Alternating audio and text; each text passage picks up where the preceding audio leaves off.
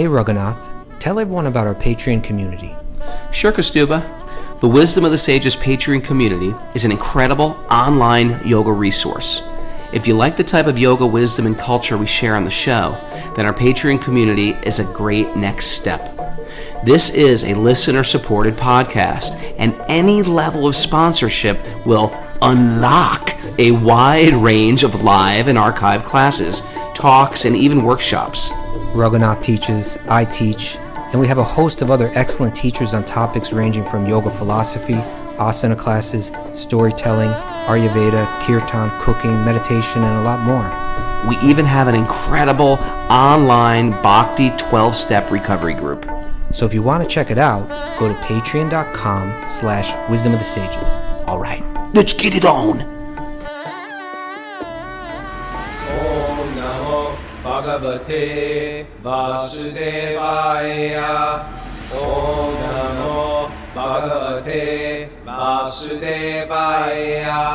Om Namo Bhagavate Vasudevaya.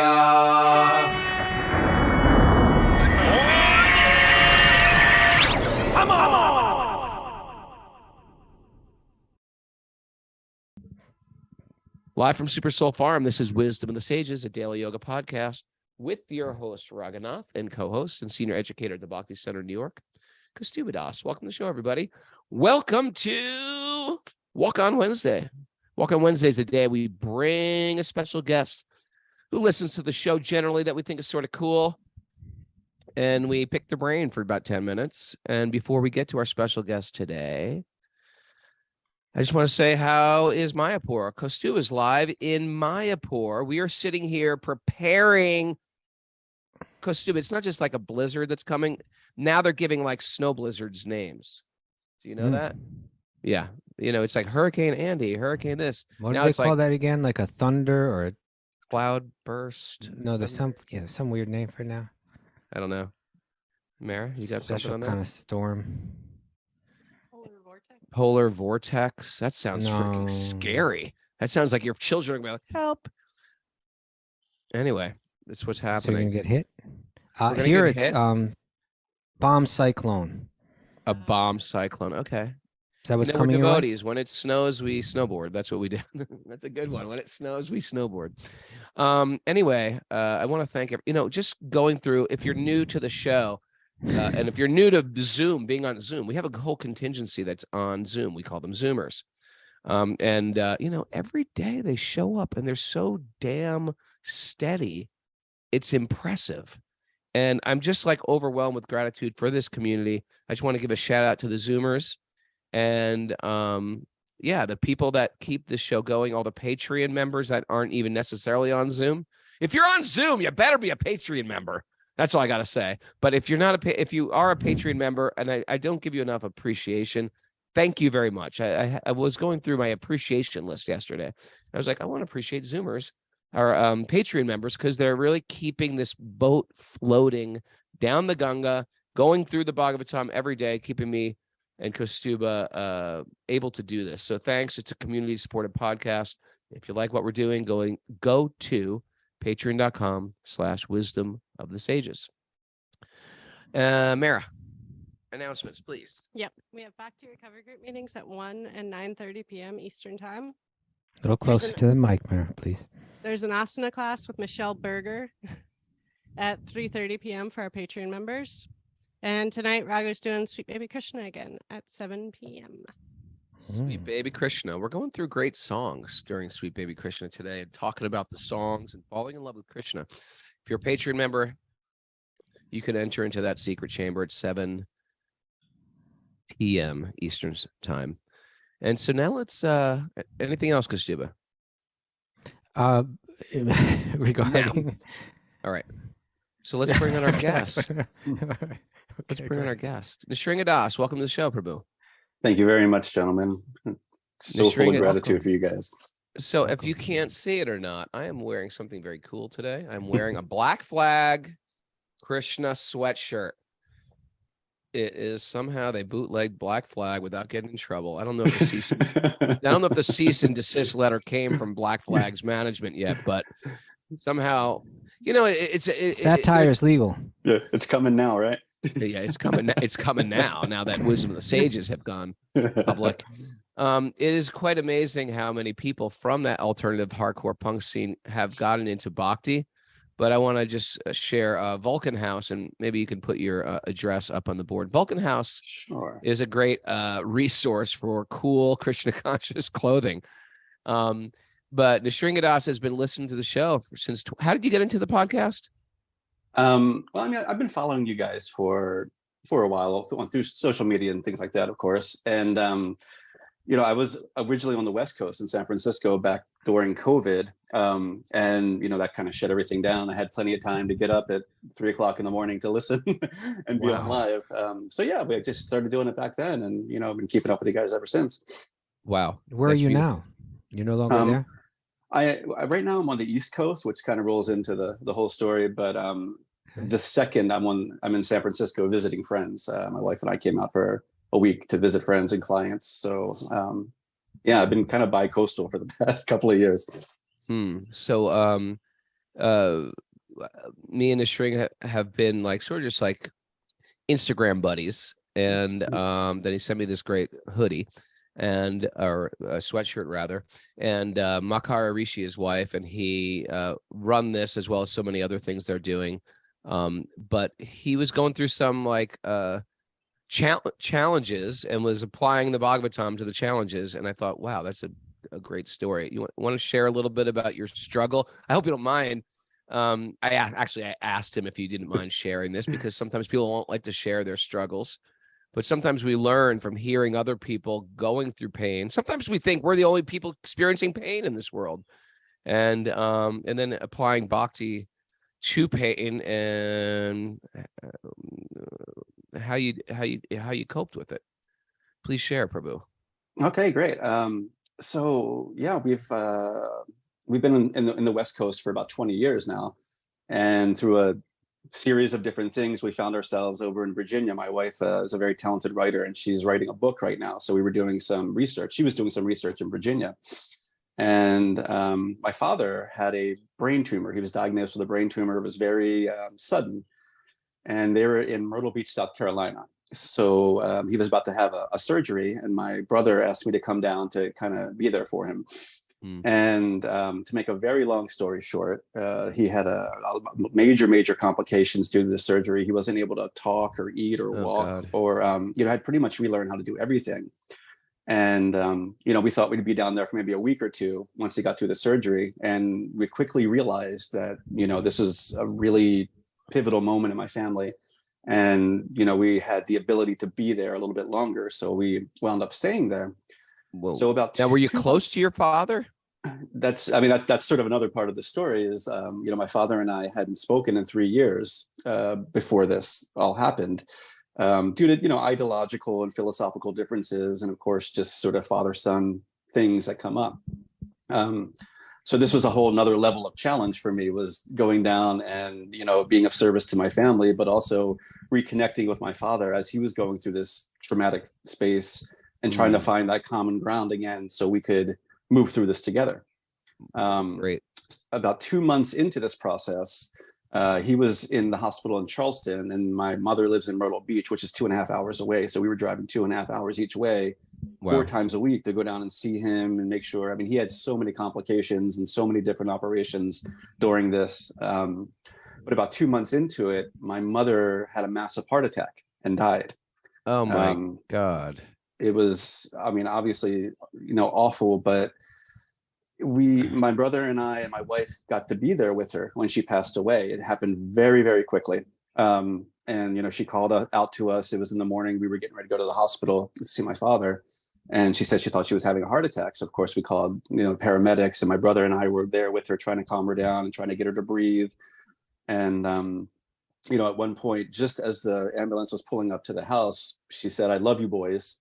And then right after that, she said, "I see a light." And then that was it. Her body seized up and she was gone. Very quickly it happened. And of course, my brother and, we were all praying in our own ways, and I was chanting. And it seemed like 10 minutes that this whole thing had taken to happen. And as awful as it was to see it, like looking back on it, I'm so glad that I got to be there. Oh, yeah, you wouldn't have been there. You would have been in California. I would have been in California. I mean, that was, we were planning on going back to California after the research for the book was happening, so this whole series of events seemed to me like it was almost getting me there so that I could not only be of service to my family, but, really help my mother in that transitional state, and Sure. just be there while it happened. And my mother and I were very close. So it was, and still is, it's still a process that I'm going through. It's pretty recent, it's happened back in October. But then, my mother was the main sort of caregiver for my father. And that sort of, I don't want to say it fell in my lap. I mean, we took up the mantle. My wife and I decided to stay even longer and, continue to drive down and 2.5 hours each day for, my father obviously is going through intense grief on top of everything else. Sure. So it's been a very, very, I mean, I would say probably the most intense period of my life, over the past 6 months or so. How have you had to have you? I'm assuming you've been applying all your spiritual practices to it. Yeah. You want to share how that's eased it a little? And nothing can ease this type of loss, but I'm sure it helps a little. It actually has helped me phenomenally. This is a practice, which I've applied to my daily life, bhakti, and to me, mostly bhakti, it's two words, it's devotion and it's service. That's what really makes bhakti to me. And, my wife and I had been practicing it, the service piece of it for years now. And, every morning I do my japa and I chant frequently and I meditate, and I do yoga and all of these things. And I think that really helped prepare me for this, because when the stuff hit the fan, I was chanting, and the chanting was offering me comfort. It got me to a place where I was able to move through that day as tough as it was, with grace, and to kind of be in the moment and not allow the grief and the anxiety and whatever else was coming up to overtake me. And it also helped me to kind of be there for my brother and my wife and my father, because we had to drive down 2 hours to tell him in person after this all happened that morning, Oh my God. Totally forgot about that. Now you got to tell your dad, and now your dad's still not recovered. You're still dealing with your dad. And then that other twist of working out some type of disconnect you had with him for 3 years. How's that going?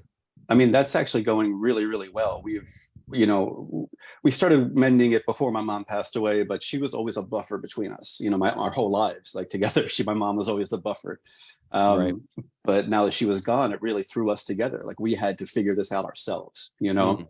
And, I'm not going to say that it's been super easy and we're totally see eye to eye on everything, that might not ever happen, but it's given me the strength, my practice has given me the strength to have the difficult conversations with him. And when he talked to me, he would answer my questions in a way that maybe I wasn't, that wasn't what I was looking for. It's still, I was able to move through it in a conscious way and be in the moment with him and continue to be of service to him, because again, that's the big piece of this for me. That's the most important thing, is the service. And like I said, my wife and we'd served the homeless community and, like terminal children and stuff like that. But I had never even thought about serving my family, because they were so far away for so long, Wow. So that was a whole new spin on this. And of course, like a lot of people are like, well, duh, but it really didn't dawn on me that my family, it would require service from me at some point. It was just, I took them for granted, and that was another thing to be able to see,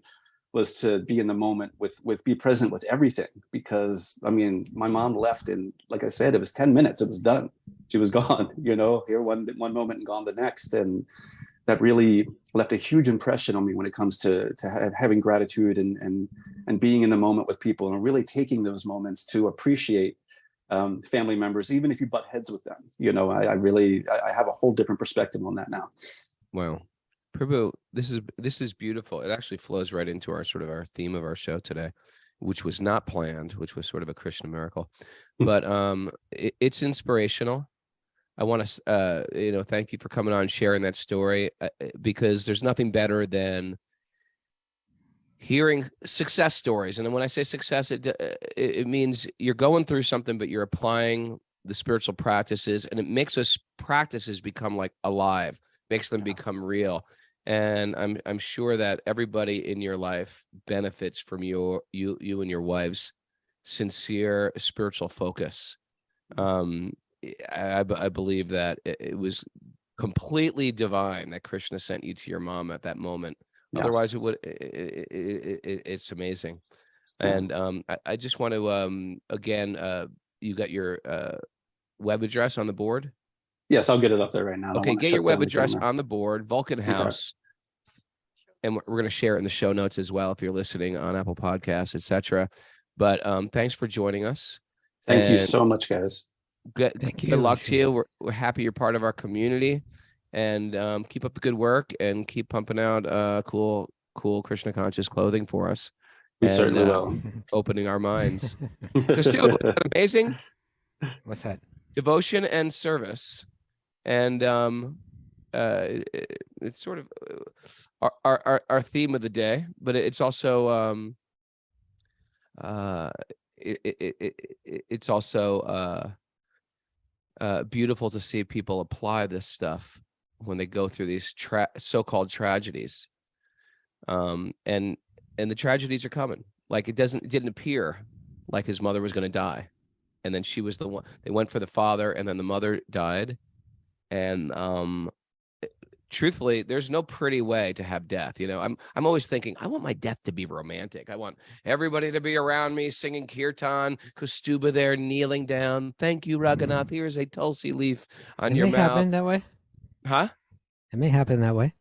May happen, but I like to think it would happen that way. But it also could be like I'm reaching for a jar of jelly. I'm like, You don't and know. having whatever, like a brain aneurysm, or people die all different ways, and it's sometimes not that romantic. But I love the fact that she said, "I see light," like that, and she had the devotees around her while she was leaving the body, and I think that's all auspicious. But death comes, and I think this is all of our spiritual practice to remember. Krishna enters the mind. Can I tell your dream? Mara had a dream last night. Yeah, you get a little closer to the mic. Mara had a dream last night that she was being attacked. Can you hear me? It's just not quite as loud. I think you changed the angle of it. Yeah. Mara had a dream last night. Okay. What happened in that dream? She was getting like attacked and about to be killed, and By she who? started by a gang. By a gang in her car. They dragged her out of her car, and she was just going, Hare Krishna, Krishna, Krishna, Hare Hare. And then she was like, man, I'm chanting. That's great. She was happy, you know? Something there is an auspiciousness that comes by adding Krishna to our life. There's a good fortune that comes when adding Krishna to our life.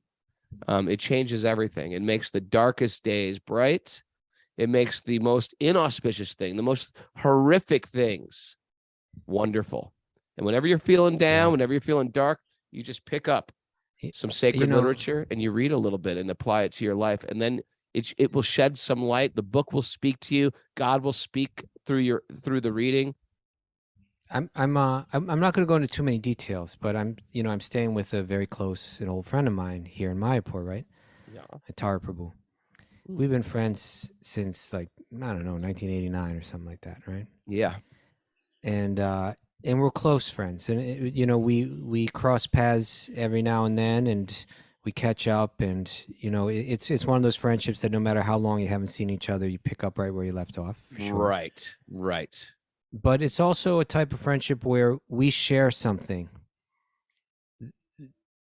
like so tangibly. Our faith is so similar. We were kind of raised together and practicing bhakti, and reading the same books and learning from the same teachers, and understanding bhakti and understanding life through the teachings of bhakti in a very similar way. And so he has a couple.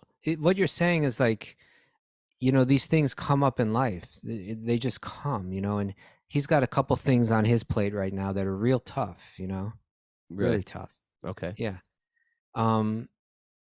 But I can just see that his his bhakti practice, it just enables him to reflect and to see these things from a perspective that it doesn't make them easy, but it makes him go deeper still, deeper into his faith, deeper into his meditation. And even though he can recognize it's like the ocean is rough on the surface, but down deep is very calm, very peaceful. And so even though there's this rough stuff on the surface of his life, the majority of his life is down on that deep level. He's got to deal with the surface, but he's really existing more in that deep level of life. And that's his bhakti teachings and bhakti practices that have him seeing it all and understanding it from a perspective it's kind of liberating. It doesn't overwhelm you, even though it's rough, even though it's hard. It doesn't overwhelm you because you put it in a spiritual perspective. I had that even as a very, very new devotee. My father had, died right before I moved into the temple. And he had been in a coma for 3 years, which was horrible. Not only horrible, but it was like hard for most people to even frame out whether, is my father alive? Is he dead? Right. No one quite. Is he brain dead? Is he a vegetable? Yeah. Right. Or is he watching me? Is he watching me in that coma? And he's like trapped, like you're trapped in a cage of your body. And when he left his body, there was, of course, grief. I had grief, of course, but I had some lens to frame it out. Yeah. You don't die. You change bodies. We all go through some pain. Pain is inevitable for everyone. It's part of having a body. And these just like simple teachings of bhakti yoga. I mean, isn't that what religion's got its worth its weight? If you can apply spiritual practice in times of great tragedy, Sure. that's why we're into this in the first place. I mean, because we want to apply these things because life has these up and downs. And what a way to frame it out. Spirit is eternal. Spirit is trapped in a body, and the body's giving us pleasure and pain constantly. If we can find some peace of mind through the bouncing around of the senses. Today's great. Today's freezing. I'm in the Ganga. It's a blizzard. It's a bomb cyclone, right? And somewhere I'm right in the middle, finding some steadiness, not getting excited by the good sensual experience, not being depressed by the bad sensual experience, and being somehow right in the middle and understanding, like, whether it's a romantic death or a unromantic death or we're gonna stay connected, and Krishna is with us, and Krishna is actually lifting us higher, and we're doing time, learning lessons and growing, and we get that more clear when we're in a community of people who are reflecting these truths on a regular basis. Right. Yeah, and with Tara, I can see, because he's been practicing this with such sincerity for so long, he's got the perspective. He's got, like, for instance, the songs of the great Vaishnava teachers, the songs of the great Bhakti-yogis. He has so many of them memorized in his head. He turns to them and he begins to quote from them on a level deeper than ever before, because he's going through it. He's applying. He's saying, that's exactly where what these songs talk about is where I'm at in my life right now. The pain that I'm experiencing is the pain that they were telling me about in these songs, like long before.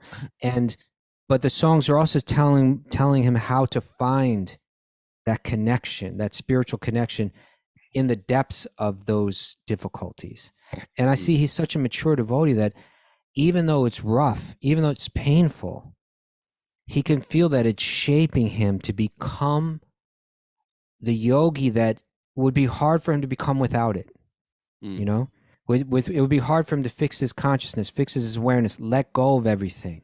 It would be hard to do that without these difficult things in life. So even though it's difficult and even though it's painful, he's grateful for it.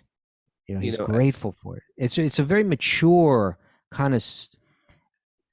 It's a very kind of mature development, and it's not a cheap thing. But when you see it, it's like there's a gravity to it. It's somehow like sad but beautiful. Somehow sad but deeply beautiful. Powerful. you know what I love about this community also, and the Bhagavatam itself, is it just doesn't go towards, we get into health or cleansing or diets or exercise, and everything's bright, and there's a longevity diet and a weight loss diet, and you are younger than age is just a mental construct and all this stuff. But no. I like the fact that this is real. There is beauty in the material world, but there's also great tragedy. And nobody, I don't care if you're on whatever longevity diet you're on or taking medicinal mushrooms for sharpening your brain power and, losing body fat and whatever you're doing and CrossFit, nobody gets a pass from pain in the material world. No one gets a pass from heartache. No one gets a pass from loss.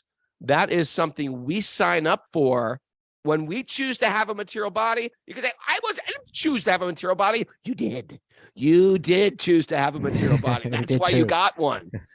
And you're choosing, unless I fully accept that I'm a spiritual body and I'm a spiritual person living in a material world, and all these other people, the people that I love and the people that I hate, they're spiritual beings too. And I have to learn how to appreciate them too. Unless I opt into that, guess what? You're preparing your next body. You are preparing your next material body. Don't say you didn't ask for this. You asked for it and you got it. And now we're preparing. And then the real question is, now what am I doing today that's going to prepare me for tomorrow? Okay. There you go. We're going to read the Bhagavatam. Okay, let's do it. All right. Vulcan House. There's probably a good story behind that too. Vulcan House. Okay. Narayanam namaskritya naram chaiva narotamam devim sarasvatim vyasam tato jayam mudirayat. Before reciting the Srimad Bhagavatam, which is our very means of conquest, one should offer respectful obeisances to the Supreme Lord Narayan, unto Narayan Rishi, the supermost human being, and unto Mother Saraswati, the goddess of learning. Nasta prayeshvabhadreshu nityam bhagavat sevaya bhagavati utamashloke bhaktir bhavati naistaki. By regular attendance in classes in the Bhagavatam and by rendering service to the pure devotee, all that is troublesome to the heart will become eradicated. And loving service to the Supreme Lord, who is praised with transcendental songs, will be established as an irrevocable fact. Om Jnana Timarandasya Jnananjana Shalakaya Chaksur Unmidatam Yena Tasmai Shri Gurave Namaha. I was born in the darkness of ignorance. Check. And my teachers are opening my eyes with a torchlight of knowledge. I offer my obeisances at their lotus feet. Check. Darkness of ignorance. Yes, I was. It's amazing, huh? Okay. So, where are we at, Mara? Where are we at, Mara? Do your duty, Mara. Hold it. We're being nice to Mara. Nice to Mara. Reading from Canto 5, Chapter 5, Text 23. Okay.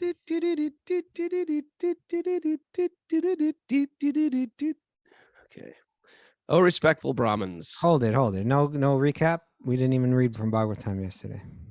Oh, yeah. Quick recap. Cap me up. Well, Rishabhadev, the Vishnu incarnation, taking birth as a king and speaking to his sons. He's about to walk into the forest. He's leaving them behind. He's wrapping up his message. And that message is going to have a very clear focus. He's going to tell his sons who are going to be important rulers, right? Like important leaders in society. There's certain people that should be honored. First of all, you have to honor the brahmanas. We're going to talk about that, who they are, why they're important. It means the wise people, the peaceful people, the detached people, the people that can speak the truth, they live simply. And then he's going to say, and then beyond that, you have to really honor every living being, right? And perform devotional service. That's kind of his closing message. So we're going to hear that right now. We heard a little bit about the brahmanas 2 shows ago. He's going to continue that message right here in an interesting way. All right. Text 23. Oh, respectful brahmanas, as far as I'm concerned. Text 23. That's what I'm doing, right? Is that where you're? Okay. Yeah. Oh, respectful brahmanas, as far as I'm concerned, no one is equal or superior to the brahmanas in this world.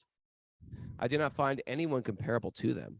When people know my motive, after performing rituals according to the Vedic principles, they offer food to me with faith and love through the mouth of the Brahman. Interesting. Yeah. Yep. When food is thus offered unto me, I eat it with full satisfaction. Indeed, I derive more pleasure from food offered in that way than from the food offered in the sacrificial fire. You know, this is sometimes used against Indians by Indians. You know, if you've been to India, you know this. Oftentimes, people are born in Brahmin families, or they take care of deities even, but they're really don't have the qualities of the Brahmins. They're very attached, and they're sometimes using the deity to make a living. And they'll come running up a to you and temple, they'll you're say, saying. right? And they'll come up to you, I am a Brahmin, give me money. And it becomes really annoying. And Srila Prabhupada's guru, Bhaktivedanta Swami's guru, Bhaktisiddhanta, really went heavy on people who are using the deity just as a livelihood. And it can, one reason is because it can really break your faith in the whole system. Because, I mean, you know, we're New Yorkers. We are like, you know, New Yorkers are sort of street smart. And I mean, most people are street smart. And when you go to a temple and all you're getting is these priests that surround you and say, give me money, give me money, give me money, we start to question everything. We start to question. Right? We start to Okay. like, what? Yeah. Leave me alone. Let me have a prayerful moment without you coming up and begging. So it's not, so charity should be coming. But if we're always like pushing people for, you know, a donation, then it becomes a little awkward. So the real qualities of the Brahmin is ultimately a detachment. It's you might have some needs, but you trust that Krishna is going to take care of me. Right. And there is like you are attached, but you're attached to Krishna.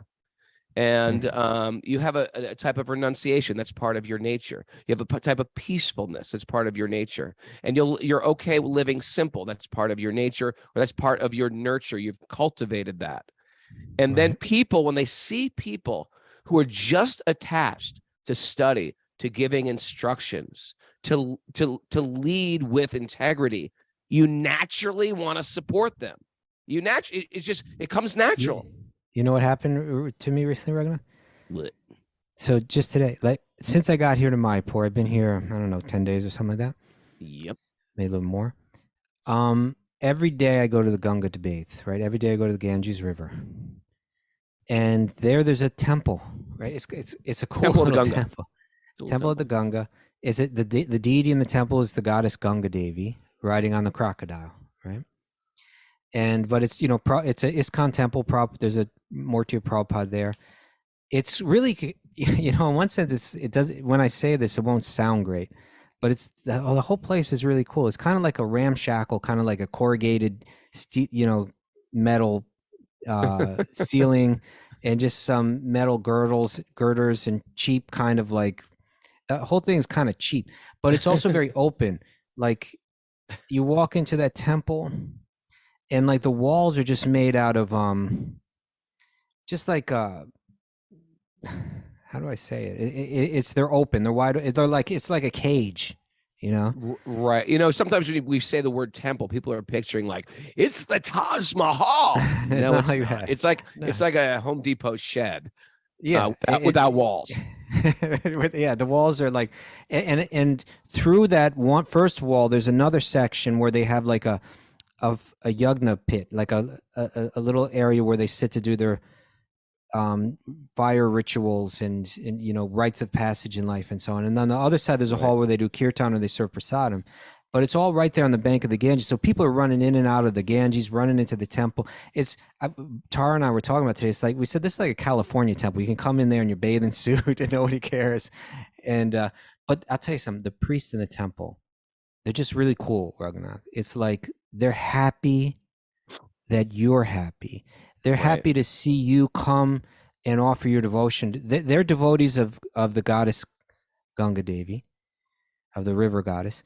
And when they see you come in, ring the bell as you're walking in, bow down, sincerely offer prayer to Ganga, they feel good. And then they call you over and they want to give you here's a tiny little banana. take that with you. Here's a little bit of the holy water. Here, have a sip. They're smiling, happy. It's beautiful. That's what. And there's one brahmana that's kind of like, he's kind of just like greeting everyone and saying hello to everyone, being sweet. And then there's another brahmana who's conducting all the rituals, because people come there to the river to conduct different rituals in life. It may have to do with marriage, it may have to do with children, whatever it may be, some passage that they're going through in life, sometimes the death of a loved one. He's taking them from the temple, walking them down to the river, chanting different mantras with them, taking them in to bathe in the river, come out. You can see he does it with care. He does it like he's just running around helping people do their stuff nonstop. He's thinking of others. He's seeing himself as a servant of the Ganga, a servant of the goddess and a servant of God. And he's like, it's my job to help them connect. And the sincerity is just, although they don't speak all that much English, you don't need the language. Yeah, it's the sincerity is so clear. And today when I walked in there, I was thinking, I didn't have any I managed to finally change some money. I didn't really have any money, but I wanted to give them a little donation today. Oh. And he came up, that first priest came up to me, and he was just sweet as pie to me, and just happy to see. And I reached over and said, here, and I gave him this donation for the temple. And he just looked at me like it wasn't that much, but I think it was more than he usually gets. Right. And he was just like so humble and sweet. That's a brahmana. Sure. They're not exploiting, they're serving. Yeah, you're inspired. You're inspired to give. Yeah. Right. And this is sort of what we're all practicing. Everybody listening to the show, we're practicing or attempting to practice leading by example, leading by inspiration.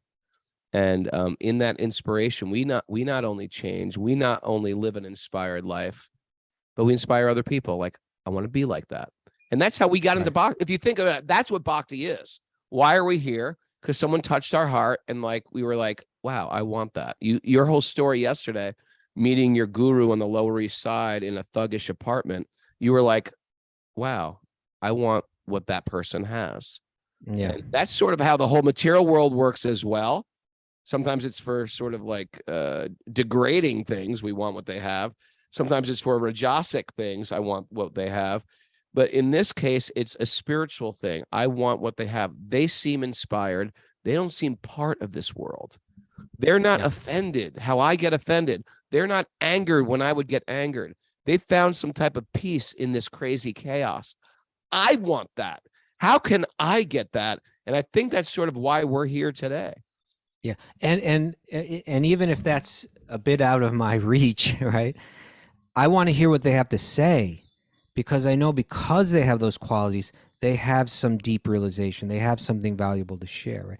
So, of course, we should always go back to Bhagavad Gita 1842.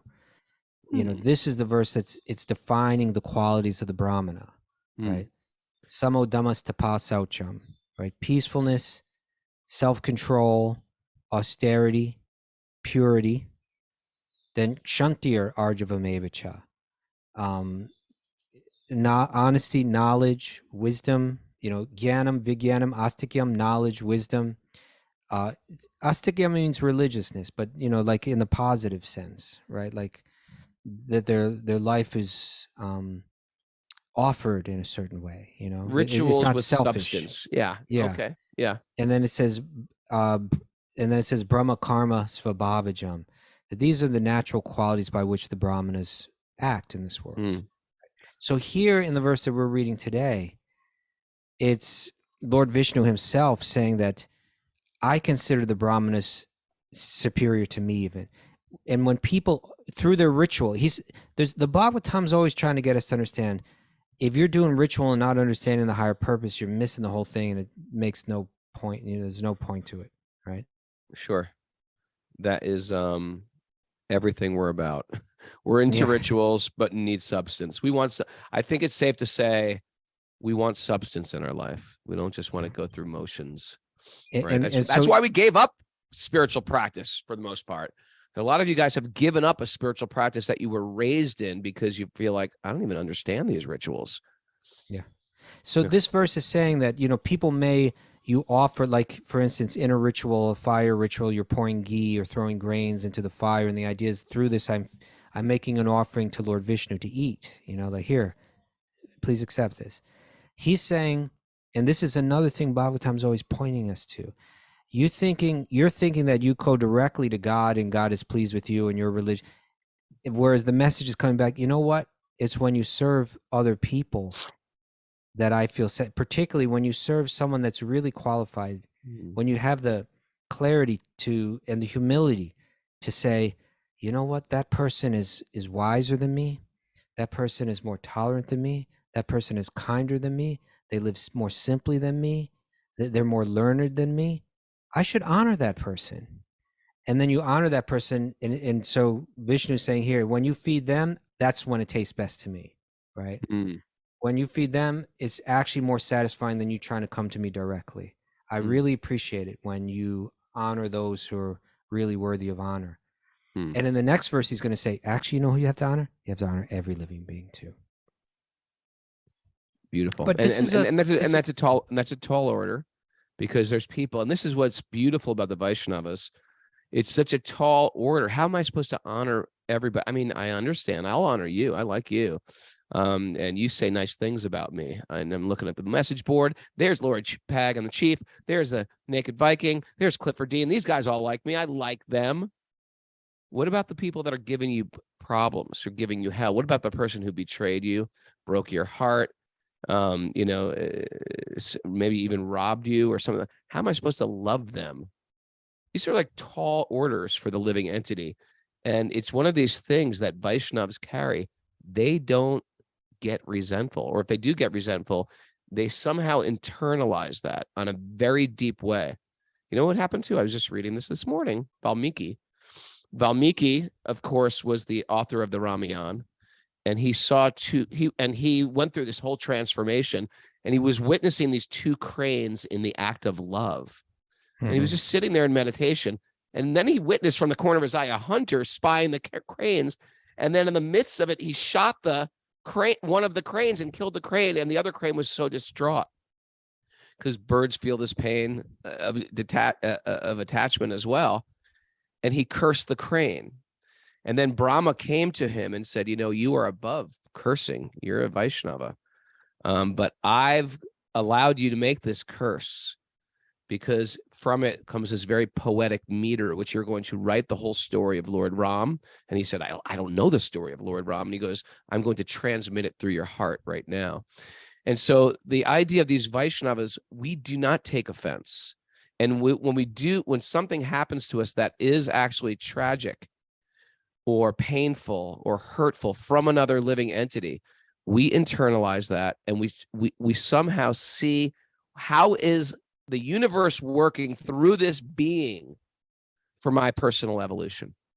How is this situation, this being, not that they're doing anything to me, but it's God in this being trying to purify me. God is actually so loving, so in love with me, that he wants all my darkest parts of my body. Because what's my old default? Oh, I'll get them. How dare they? Don't they know who I am? Oh, and I replay turbo scenarios of revenge, of spite, of punishment on other people. And what's going on here is I'm carrying around trunk loads of anger, resentment, and hate. And that does not fit within what I'm training myself to be, which I'm training myself to be what I am, a pure devotee of God. And there's just no room for that. All right. So, yeah. Text 24. That's today's work. Okay. The Vedas are my eternal transcendental sound incarnation. Therefore, the Vedas are Shabda Brahma, right? The spiritual sound. Spiritual sound, the Shabda. In this world, the Brahmanas thoroughly study all the Vedas. And because they assimilate the Vedic conclusions, that's a big part of it, not just study, assimilate it, they are also to be considered the Vedas personified, right? Because when they open their mouth, Vedic teachings come out. That's what's coming out. Right? But if you walk down the street and you say, hey, Mr. Kastuba, what's going on in your life? You'll give something that's going on in your life, and then you'll eventually lead the conversation to something Vedic. I hope right? so. I hope so. It's truthfully. I'm looking, and that's what we do is whatever we do, there's some conclusive Vedic truths. Jeff Eisenberg, he's a jujitsu guy, just teaches a little martial arts. You talk to him long enough, he's given some Vedic truth. No matter what you're doing, it's gonna, Lori's a yoga teacher. And then, of course, Vedic truths are going to start pouring out of her mouth. Whatever it does, it's become part of us, and it's become part of the way we see the world. And therefore, whoever hangs out with devotees of Lord Vishnu, they're going to get that framework of how to view the world. They're also considered. We all can become the personified Vedas, right? There's something to reach for in life. Right? We can all become the personified Vedas. What did you go for Halloween this year? The personified Vedas. Like a big book. You're walking around like a big book. Walking around. The brahmanas are situated. That would be very good. There's 4 of you. The 4 personified. I'm the Yajurveda. The brahmanas are situated in the supreme transcendental mode of nature, sattva guna. Because of this, they are fixed in mind control. Sama. Here comes the verse. Ready? Sense control. It's similar. Yeah. Dhamma. And truthfulness, satya. They're described the Vedas. They describe the Vedas in their original sense, and out of mercy, anugraha. They preach the purpose of the Vedas to all conditioned souls. By the way, this isn't an ego thing. I'm going to preach to you because you're so fallen and conditioned. We're all conditioned. We're all conditioned. And we're actually, when we speak of the Vedas, we deeply understand. I'm actually preaching to myself. When I do this podcast with you, it's not because I'm sitting above on a high. I'm preaching I'm selfish. I'm doing this for me. I'm doing this every morning, not for you, not for your Patreon donation. I'm doing this for me because I need to hear the Bhagavatam every day. And I need someone like Kostuba as my accountability. And Mara be like, hey, what are you doing? It's Bhagavatam time, right? And yeah, we're doing this for ourselves. We're not above it. We're all in the muck. We're all in the muck, right? Yes. They describe the Vedas in the original sense, and out of mercy, anugraha, they preach the purpose of the Vedas to all conditioned souls. They practice penance, tapasya, and tolerance, titiksha. And they realize the position of the living entity and the Supreme Lord, Anubhava. Right? The position of the living entities were marginal. We have the ability to be covered by illusion. Boom, in a moment. In a moment, you can get covered by illusion. Been there, done that. These are the 8 qualifications of the Brahmins. Therefore, among all living entities, there is no one superior to the Brahmanas. Right? So we can aspire for these qualities. And if we're not being tolerant, if we're not showing mercy, if we're not sense controlled, we should understand, we're off our path. Just like when you ride on the road. I was driving home last night. I was so tired, and I was going a little to the left, and those. This is the second time recently you're talking about how you're falling asleep while you're driving. I'm getting. I've been falling asleep at the wheel since I was 17, but I've been protected by Lord Shiva the entire time. So there's those little bumps on the road. There's like that. Yeah. So there's little bumps, sort of like shake you. When we understand, hey, I'm not being merciful. I'm not sense controlled. I'm not mind controlled. We should understand, hey, we are going off of our lane into dangerous territory. We're leaving our spiritual trajectory. And if we're interested in developing that spirit, we wouldn't be here on this podcast if we weren't interested in our spiritual trajectory. We should understand these are the red flags we need to hear. Thank you, Raghunath. I think that'll do for the show today. Oh, man. That went fast. I'm on a roll. I'm rolling. What's going on, Mayor? Yeah. Pass the mic, my man. Isn't that like a rap song? I'm sure it is. I think it's a Beastie Boys. Yeah, pass the mic. Apply spiritual principles to your times of tragedy. Okay. Flip that mic up a little bit. There you go. Bhakti is devotion and service. Yep. Yeah, we're not hearing you very well. I don't know why. You got to get right up on it. Get down on it. Get down on it. Auspiciousness comes by adding Krishna. Okay. Put your challenges in a spiritual perspective. That's right. Yep. No one gets a pass from loss, pain, and heartache. Okay. Lead with inspiration. Yeah. Yes. Vaishnavs take no offense and harbor no resentment. We don't. Once we do, we're off our track. We can all become the personified Vedas. Become the personified Vedas. Can barely hear you. I don't know why. I don't know. Yeah. And when it snows, snowboard. When it snows, snowboard, people. Thank you very much. Wisdom of the Sages Thank want to thank Sringa Das for being part of our show today. Check out Vulcan House and all the cool stuff they're doing. And what is going on with our closing? There we go. There we go. Hit that music. Yeah. Thanks everybody for joining us Zoom. You can join us live on Zoom too, if you like. You just have to go to Wisdom of the Sages 108 at gmail.com. Write Miss Mara an email. And then she'll send you the secret codes to enter Zoom.